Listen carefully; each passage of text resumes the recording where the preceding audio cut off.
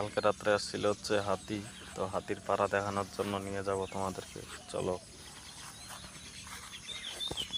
প্রায় 40-50টা হাতি আসছিল, তারই পাড়া দেখানোর জন্য নিয়ে যাব। তো হাতিটা আসছিল হচ্ছে ওইখানে, এই ঘরটার আর একটু সামনে দিয়ে করে আসছিল। তো আমরা দাঁড়িয়েছিলাম ওদিকে রাত্রেবেলা 11:30টার দিকে। তো ফাইনালি এসে বললাম। তো হাতির পাড়াগুলো কোথায় দেখতে পাচ্ছি না এখনো, আমি খুঁজতেছি এসে।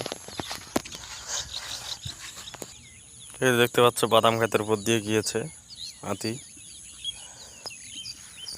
আর দেখতেই পাচ্ছ একদম কলা গাছের সর্বনাশ করে দিয়েছে, কলা গাছ খেতে খেতে। আর এখানে কি ভয়ঙ্কর অবস্থা দেখতেই পাচ্ছ, অনেক মানুষজন এসেছিল সকালবেলা দেখার জন্য।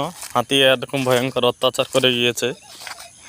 আর এত পাড়া একদম 20-30টার উপরে হাতি আসছিল।